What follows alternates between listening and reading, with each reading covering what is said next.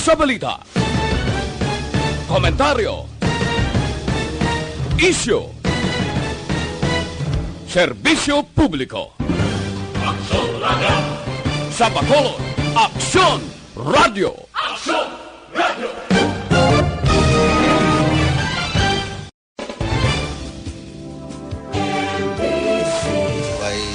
There's overpopulation of our traffic. Istorya Espesyal. Aton hambalan ang mga trending isyo sa karon nga panahon. Muna siya ma-change ang landscape sa ating city and maka-ease ang traffic congestion. Istorya Espesyal. Programa nga makahatag importante kag mapuslanon nga mga impormasyon sa adlaw-adlaw naton nga mga buluhaton.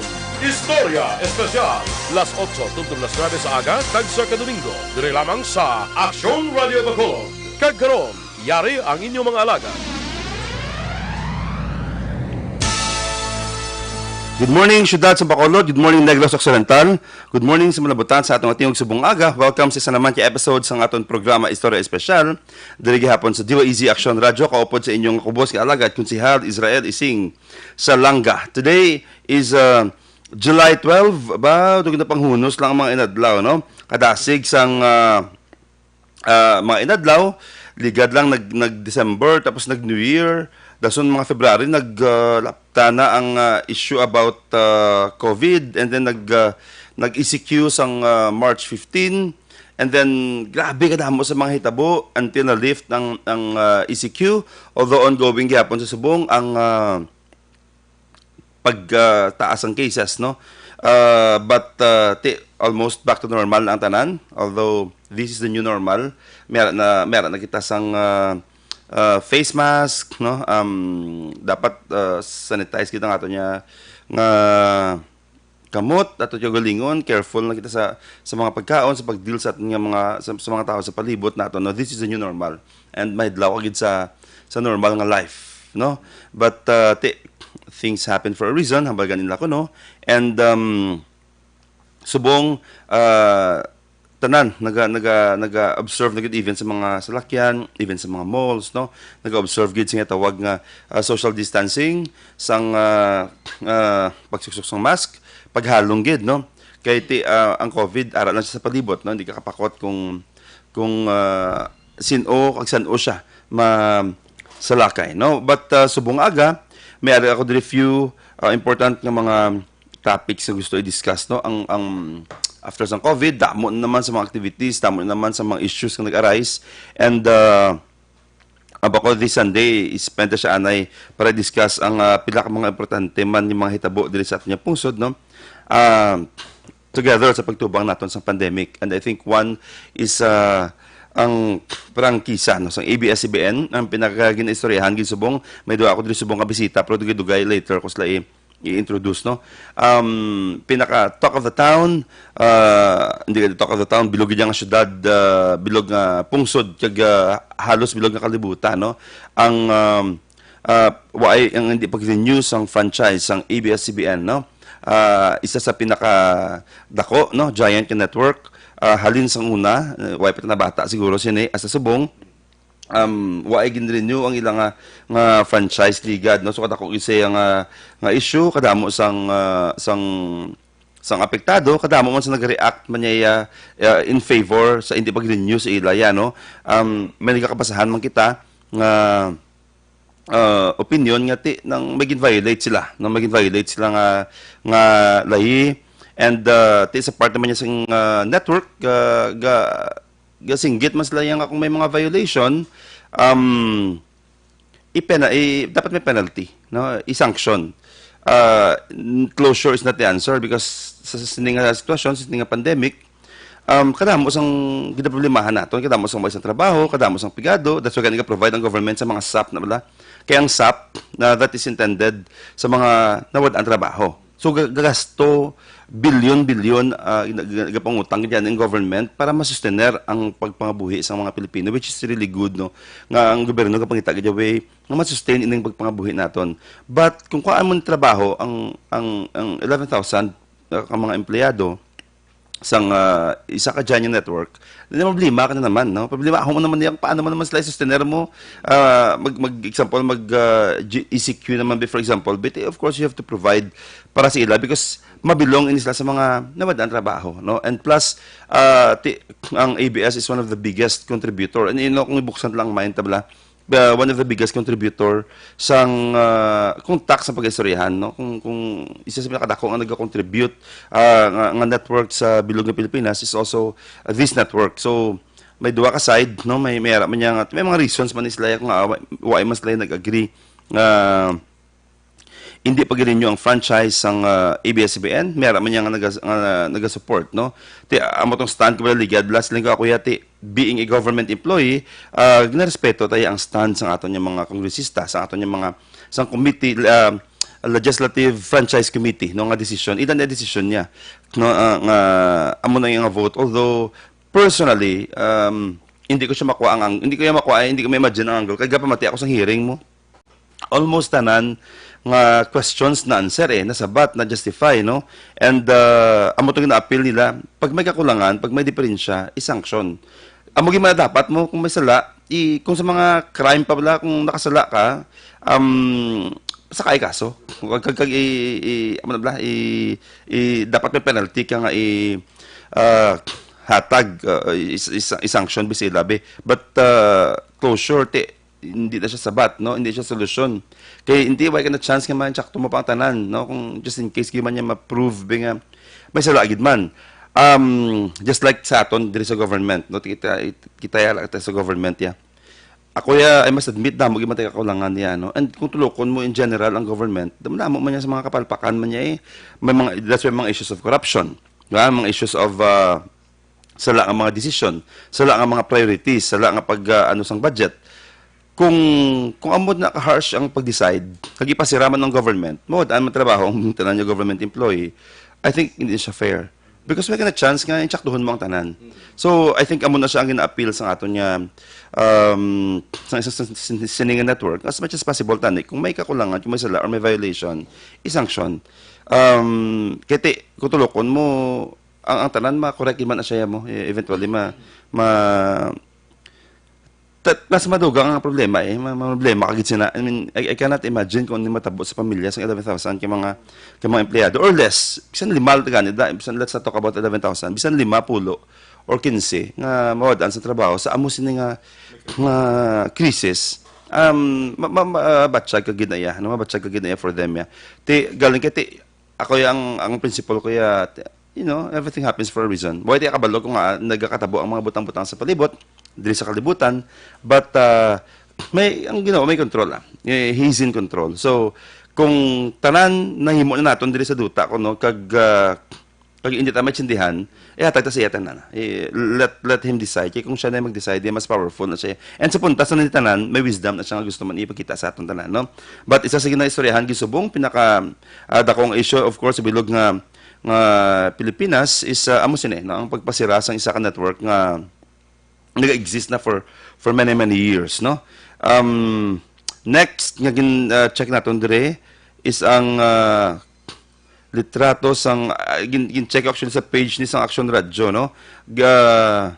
About nila sa mga nag-COVID na nagtaliwan bla dito sa Saudi Arabia kay ginamatamat naman gali ang ilang mga bangkay gali padala dire sa discuss ko na siya nga topic because a good friend also died, no? Condolences sa akong niya classmate, no? Sa kay Mark Anthony Abad. He also died in Middle East. Muna subong ang struggle is kung paano siya bala padala ang iya diri nga labi ka budlay gali ko to sa gwa, no?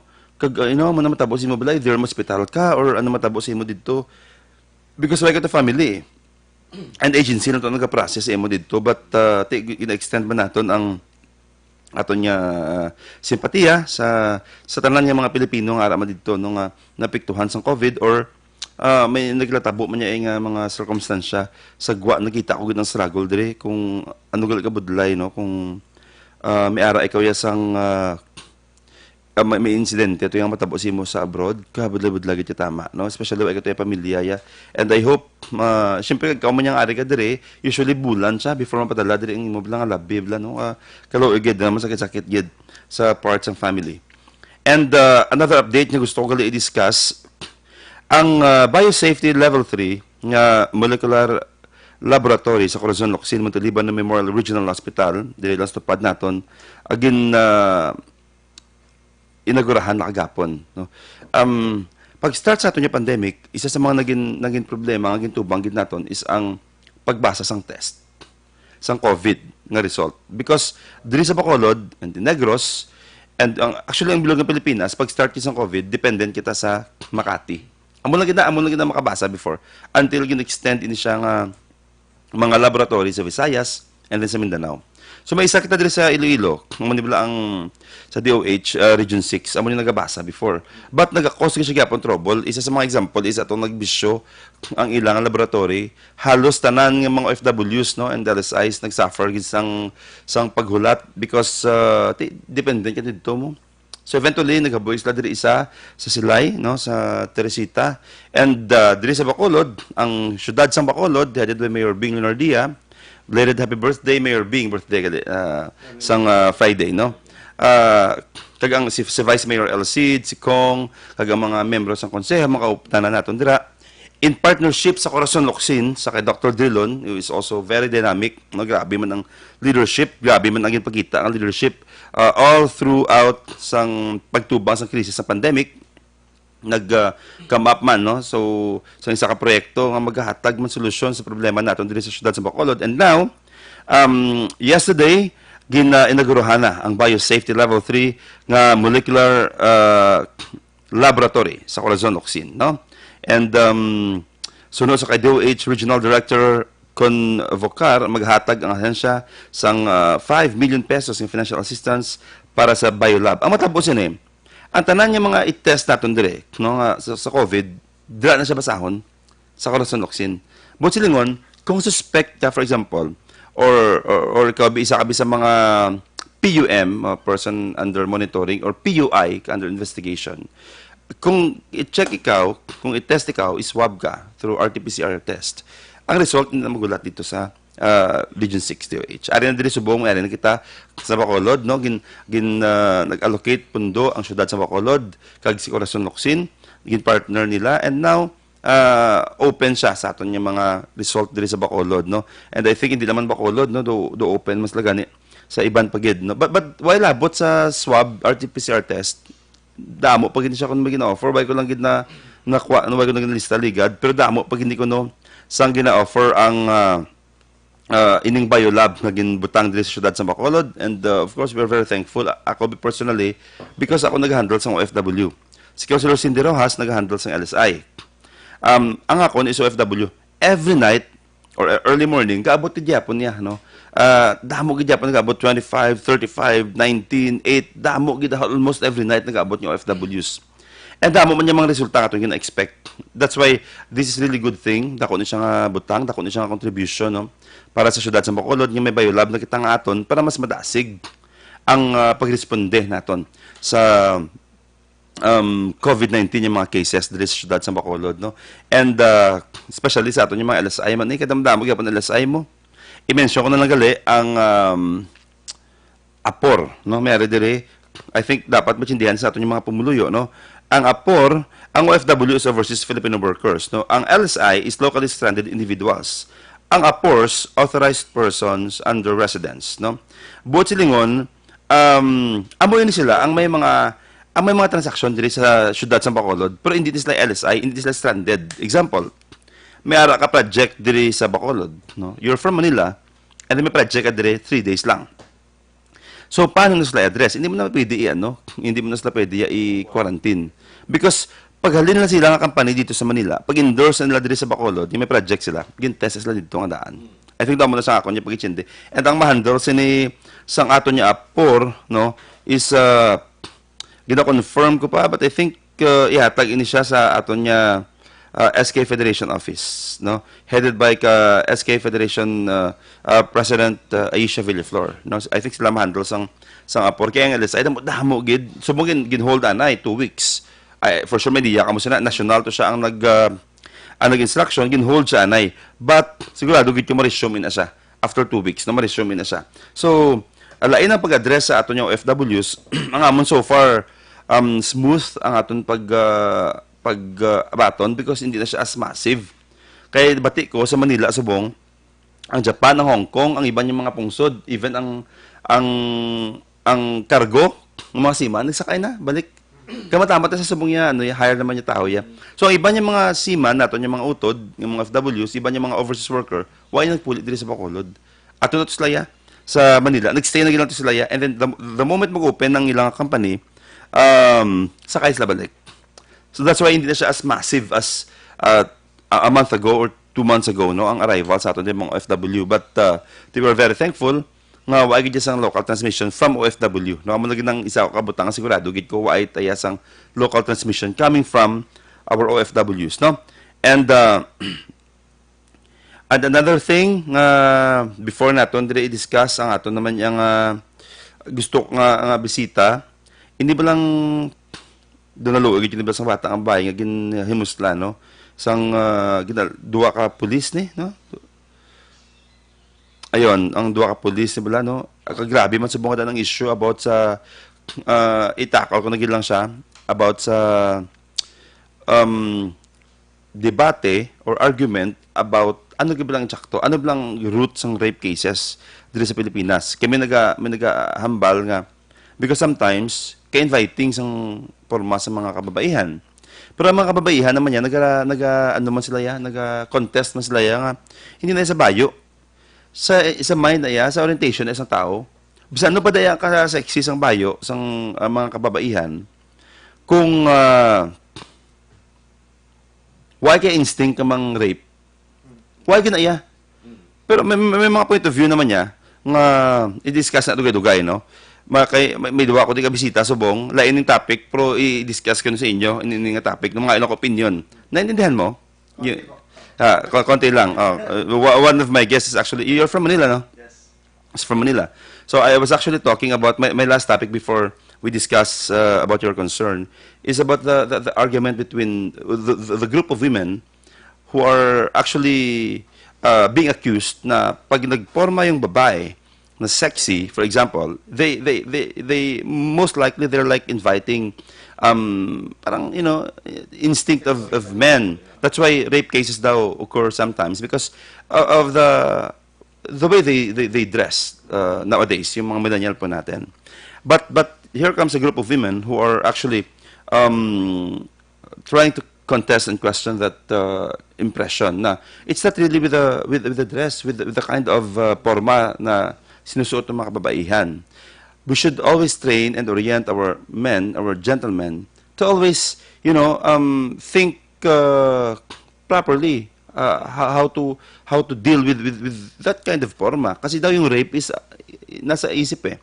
So kailangan what we must do is to orient men na kunin yung instinct of rape cases, of trying to, the idea of raping a woman despite her porma, kumbaga. So, yun yung, kasi meron case dito sa, for sure narinig na ninyo to, na meron atang allegedly, 2 pulis na nag-rape nung 15-year-old na dalaga. Ilocos ba yun? Ayan, Ilocos. And then because of that complaint, she was murdered. Allegedly, I don't know, because I haven't read the entire article about that. But dun ata nag-start yung argument na gano'n. Can we focus the camera sa guest natin? So before we continue, I'd like to introduce na lang siguro may bisita this morning. Wait lang, eto. Yung isa is actually, he is from Bing Office. He is a colleague in public service, in charge with all the medical assistance, the burial assistance, livelihood, hospital assistance, because I used to head that office eh. Before ako na-elect as city councilor, ako na nag-head sang Bing Office nga naga-extend bulig sa aton yung mga pumuloy diri sa Bacolod. Until now, alam na ko diri gyapon, but of course, si Marlon Solidom, si Tigbatas, no, kag si Dr. Eka, ang ara dira ampil ang naga-head dira subong, but of course, ara kita naga-supervise sa gyapon. And we also have Ivan Valdez, who is also a good friend, nag-request man nga magkadto dire, no? O upod naton. And okay na sila? Ari sila din. Okay. Before your topic, before talk about your topic and your product, Yes. no? I'd like to solicit your opinion about this particular matter, no. Yun nga, sabi ko kanina, meron dalawang argument dito. Let us try not to be biased, no. I hope may babae na guest, but anyway. If you don't mind, no. Ang topic ngayon is ganito. Meron yung kababaihan na who are actually complaining kasi kinukasyon yung dress, the way women dress. Na kailangan daw, as much as possible, here in the Philippines, wholesome. Huwag tayong inviting the way we dress. Kasi, you're just trying to tempt guys. Kaya ang mga rape cases daw because of how women dress nowadays. Now, the women are also complaining. But ganon? Hindi ba nasa instinct yun? Hindi ba dapat yung rape case, hindi siya in-entertain? Hindi ba dapat yung mga kabataan natin, yung mga kalalakihan, mas be oriented? Na despite and amidst the forma ng babae, dapat hindi mo in-entertain yung thought of raping someone. Nagre-rape kayo kasi you are trying to circulate something on your mind.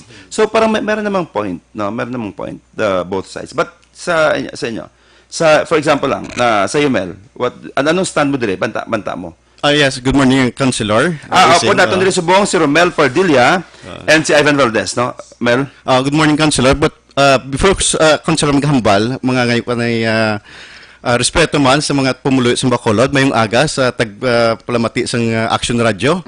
No? Sa akong Councilor, opinion ko dira ay kita lalaki man kita, gakat man kita sa mga bars. Pero sa akong Councilor, hindi man Di naka-bar man. Duway ko nakatuyaw. Okay. Hindi, oo. Kasi, Councilor, aware mo sa mga amusin na, especially sa mga millennial subong, sa ilang pamiste, may arag dyan, Councilor, nga inviting sa mga lalaki.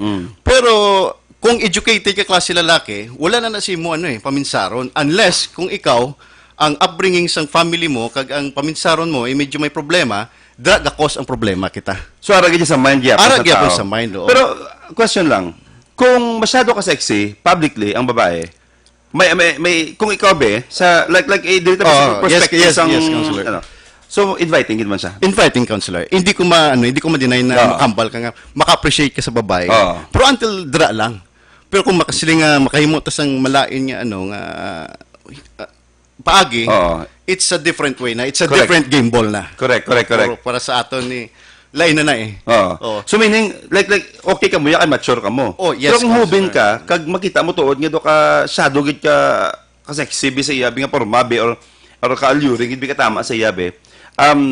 May effect gid siya. Yes, Councilor. And that's why amo na argumento subong So since may effect siya, may start na hampang sa mind sa. Especially, Councilor, kung may mga vices ka, nga hindi mo control sa mind mo, or nakainom ka or may mga bisyo, number one, matrigger sa paminsaron sang lalaki. Especially sa public.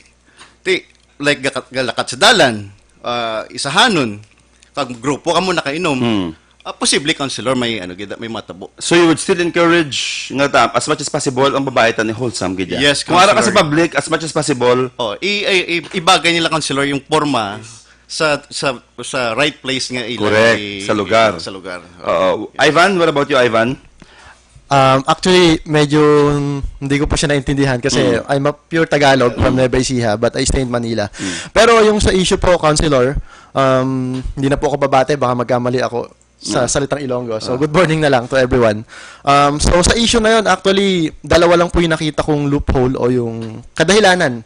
No, unang-una po, sa Philippines, meron tayong culture na tinatawag. No, in terms of pananamit, especially mga kababaihan, no, malaking factor po sa mga matatanda. No, until now, kahit na nasa makabagong panahon na po tayo, malaking bagay po o malaking impact sa mga matatanda o sa mga magulang natin, yung pananamit. No? So, for me, no, itama yung sinabi ni Keromel na itama ng mga babae din yung kasuotan nila sa tamang lugar.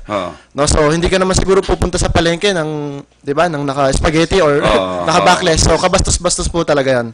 No, and then siguro iwas na lang din kung time na magsusuot man yung iba ng ganon, iwas na lang din sa mga place na feeling nila yung hindi safe yung suot nila. No, so Oo nga naman, kasi pag bumili ka lang naman ng patis, toyo, tapos nakatsyog ka, di ba? Yes, so ang problem po nasa babae na siguro. No, so ilagay na lang sa lugar kung ano yung susuot. Yeah. So you believe that meron talagang effect doon pag masyadong sexy yung pananamit. Kasi yung argument kasi ng mga millennial nowadays is this. We are in a generation where, yun yung trend eh. Yes. Liberated halos lahat. Influenced by television, by Social media. books, social medias.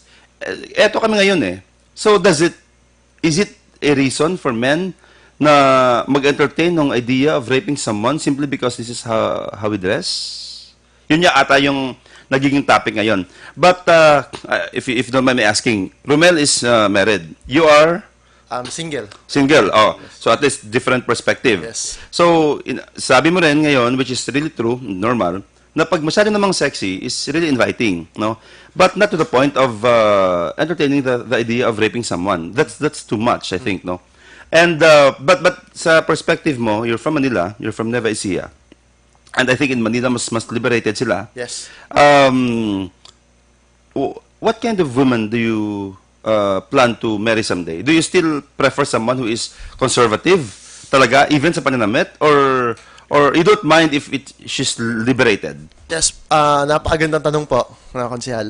For me, hindi naman po kasi ako tumitingin sa appearance, no. So, as a promdi pa din, kasi sa amin sa Nueva Ecija, syempre, hindi naman ganun lahat ng tao na nakikita ko sa Manila, same nung nasa Nueva Ecija.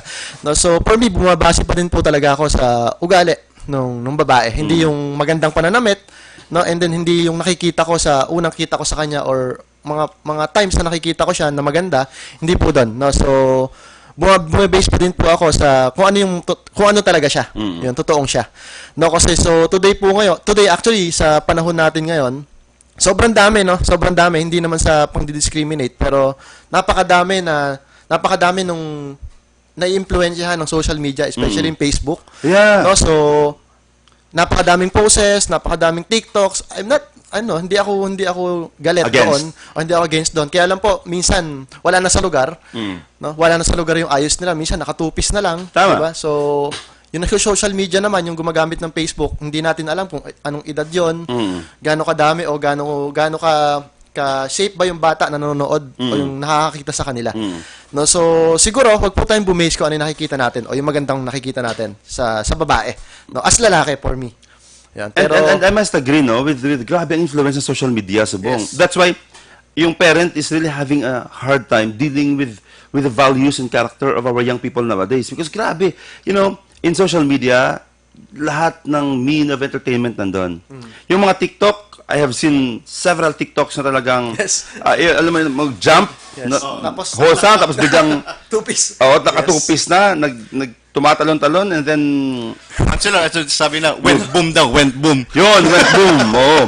So imagine, Went boom, iba na yung, iba kasi na yung alam mo, our lifestyle depends on how we look at life eh. So kung ano ang ginalantan natin everyday, movies, TV, social media, it influences us, even music.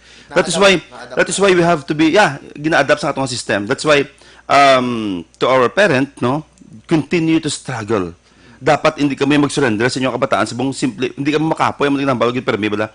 Never get tired of imposing discipline sa inyong kabataan because you are against a very difficult time. This generation is a worst generation. Grabe sa buong because kung ginikanan ka na, grabing struggle mo sa paghatag direksyon sa mga bata. Ang attention divided na mo. Grabing influence. No, may especially on social media, that's really one big factor nga even sa paninamit, no, because that naghalin tigi nga topic, dako siya nga influence. And I really hope nga sa nagpamati subong ang mga young people kung may aragin man because it's Sunday morning, mostly parent nagpamati, no. I hope this is really one big lesson sa atong tanan, no, nga ang kung paano kita treat depends kung ano gina-projecta.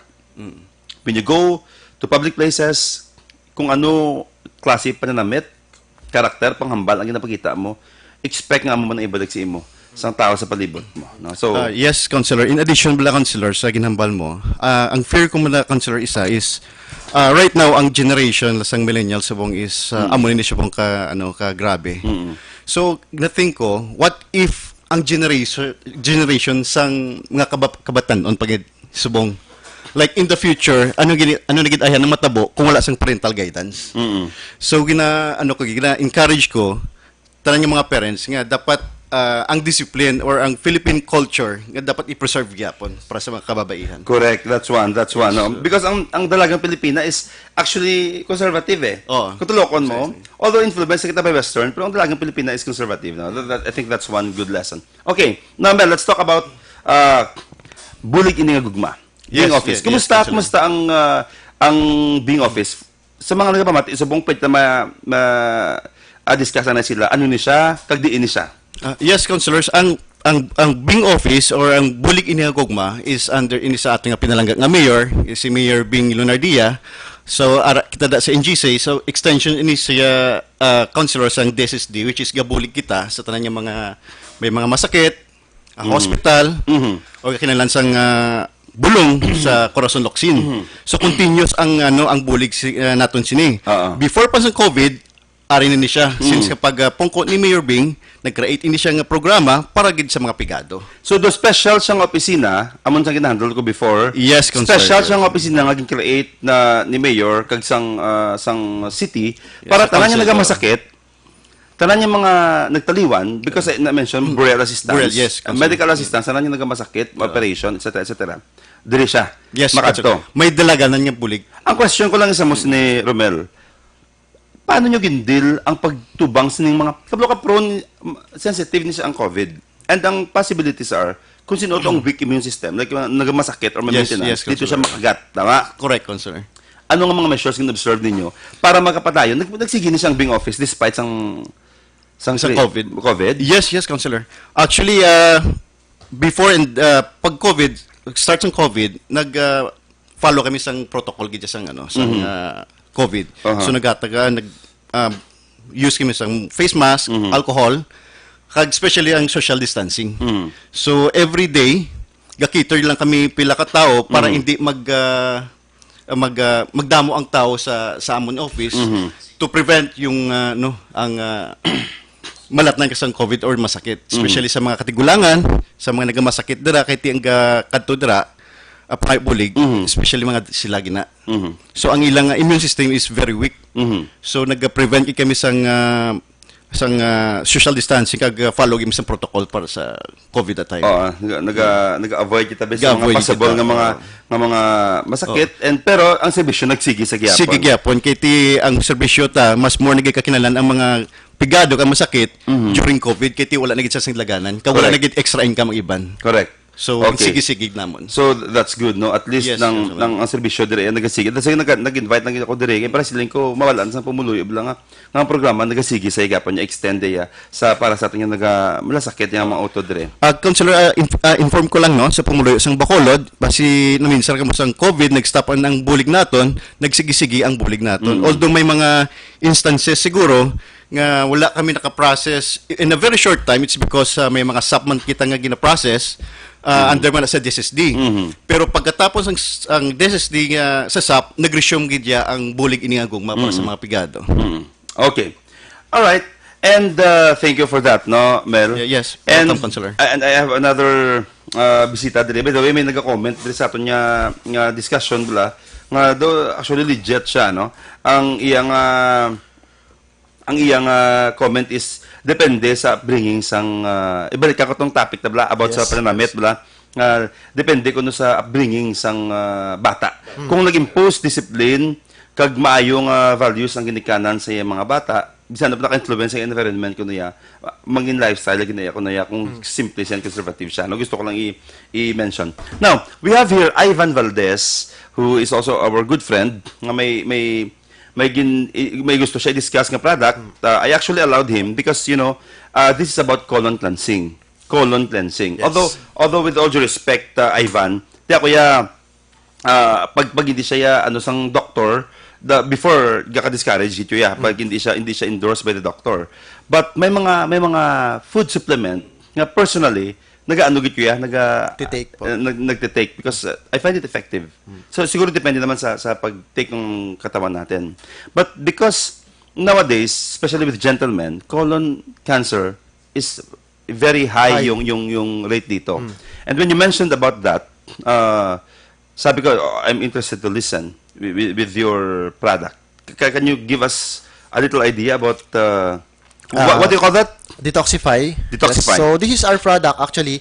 No, so, kung napapansin nyo po sa screen, ito yung company namin o PHI.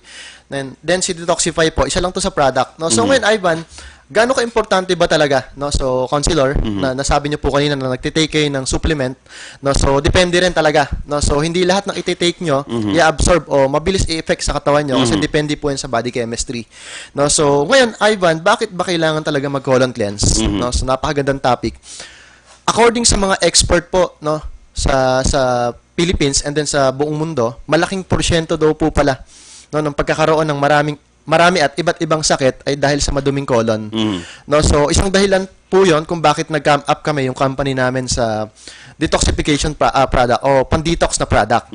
No, so ano yung meron kay Detox o kay Detoxify o yung product nyo? Actually, it is a food supplement classified as food supplement po.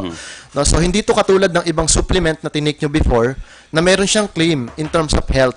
No, so ulitin ko, wala po siyang claim. Pag ginamit nyo siya, nagagaling yung iba't ibang klase ng sakit niya. No, ulitin ko, yung dahilan kung bakit po kayo kailangang mag-colon cleanse kasi ayon sa survey, malaking porsyento o 90% ng dahilan ng pagkakaroon ng iba't ibang klase ng sakit dahil sa maduming colon. No, so yun yung dahilan kung bakit kayo mag-detox. No, so ngayon, ano yung meron sa Detoxify ni PHI? O ano yung meron sa Detoxify na product mo? No, actually, it is a food supplement, classified as food supplement. No, so yung claim niya po is detox and beauty.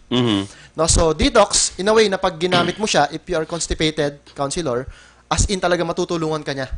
No, so today kasi alam naman natin sa food, no, napakadaming processed foods sa Philippines, halos hindi na healthy yung kinakain natin. No, so isang factor po 'yun kung bakit no, masasabi natin na madumi talaga yung colon natin. And let me just emphasize na yung processed food is very dangerous. Yes. Because 90% of our dialysis patients, no, it's either, I don't know if I'm allowed to say this, but hindi lang ako mag-name ng ano. This is according to to our patients sa Bing office. 90% of them ang gina-complain isang processed food, gaga-damage ang kidney, instant colon. Ang instant noodles, canned goods. Yes. I think muna sa gina-emphasize kanila. Na-mention niya nga about sa mga processed food. Yes. So, junk foods. Junk foods, yes. And mga kasudlan. Anong kasudlan? Artificial juices. Atay, isaw, mga amo na siya, no? Amo na siya ang mga pinaka-common na cause sang kidney and colon problem. cancer. Continue. Yes. So, yun po. No? So, yun nga po. Sabi ko nga, pwede naman tayo maging healthy, no? Basta mag-ingat lang tayo sa food na tinitake natin every day. No, napakadaling alamin kung may problem ka ba talaga sa bowel movement mo. No, so 'di ba nagtitake po tayo minsan 3 beses kumain every day, minsan sobra pa kasi merong merienda or snacks. No, ang tanong, gaano ka dalas ba talaga kayo magbawas every day? No, so karamihan po sa Philippines yan ang problem, especially yung nasa age ng 50 up, no? So yun yung nagiging problem, constipation. No, so yun po yung matutulong namin, no, ng Detoxify ay as if pag ginamit mo siya, wala siyang claim tulad ng sinabi ko, nagagaling yung iba't ibang klase ng sakit. Lilinawin ko, it is a colon cleanser. No, so it is a juice na imimix mo lang po siya and then take mo before matulog, last activity of the day.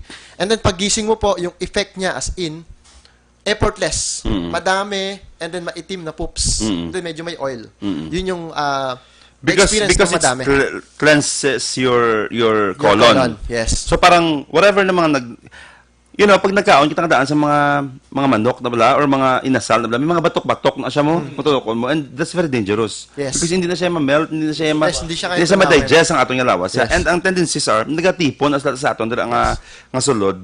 And you're saying that the Detoxify Pwede siya makatulong. is makatulong gid siya nga mag-cleanse dira sa palibot by removing all the whatever dira ang nag-stuck, no? Yes, sa colon. Okay. Ang kunya staff, din pa-try ko siya actually. But, di ba, you mentioned about that. And siling ko, I won't entertain unless prove ko siya personally. Yes. No?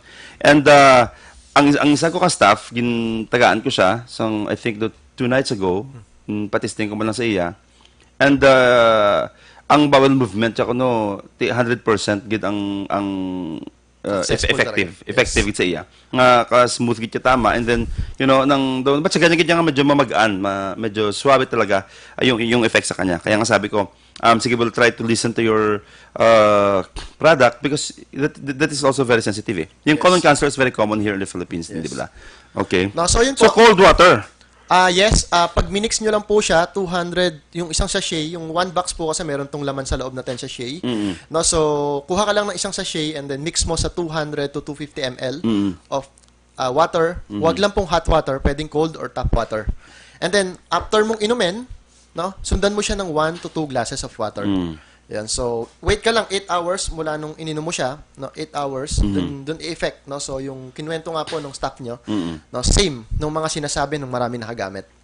No, in fact, si Kuya Romel po, no, yung partner niya ni si Atilara, is accidentally nakasabayan lang po nung BP namin sa company, si Miss Dayan, and then nakwentuhan lang siya ng detox. No, sila po yung unang testimony actually sa Bacolod City.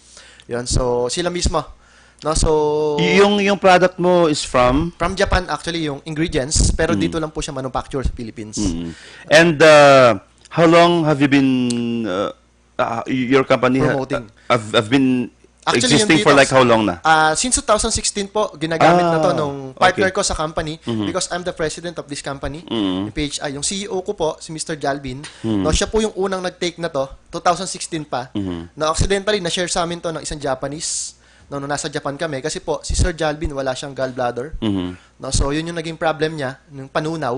No, pag kumain siya ng fruits or kahit anong matitigas or solid na food, yun din yung nilalabas niya. No, so, nung tinik niya to, sabi niya effective. No, so, doon po nag-start yung storya ni Detoxify. No, 2016, talagang shinare muna namin sa mga friends, and then sila mismo yung nagsabi na talagang effective. No, so, last January, nag-decide po kami na isama to sa product ni company.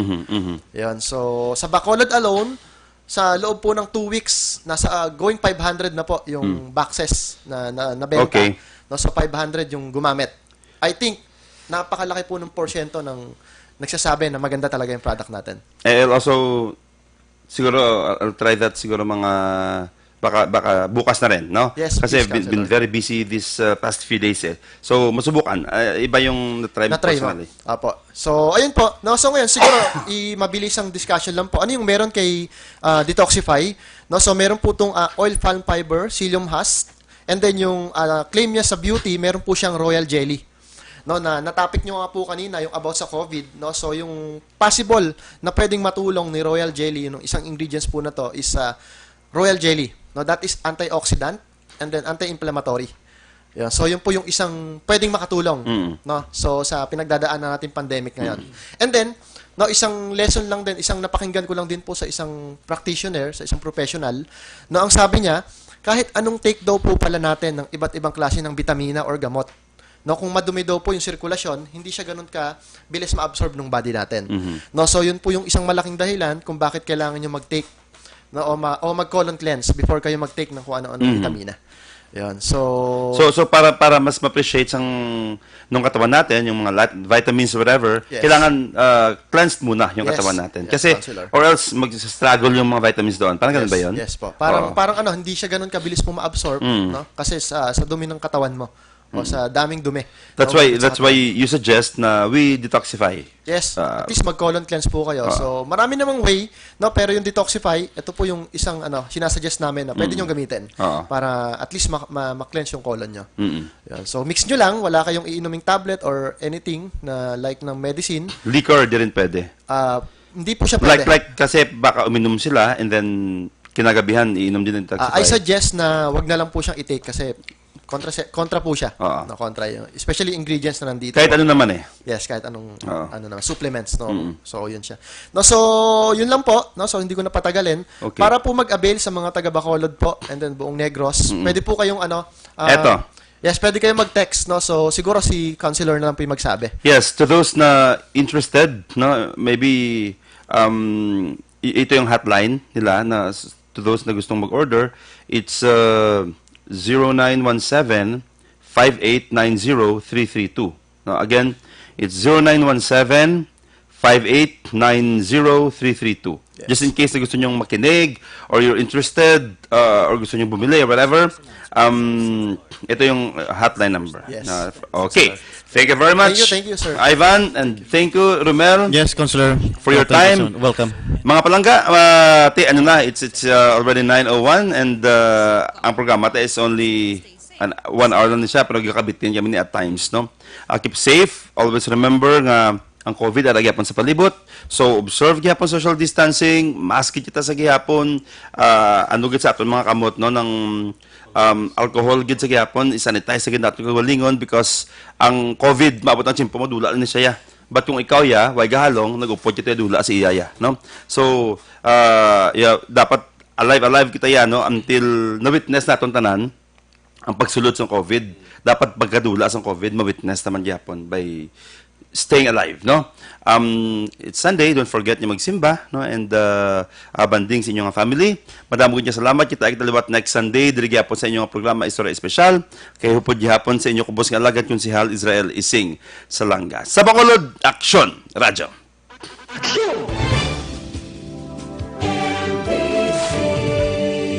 Manila Broadcasting Company. Sa balita, komentaryo, isyu, serbisyo publiko. Aksyon Radio! Sa Bacolod, Aksyon Radio!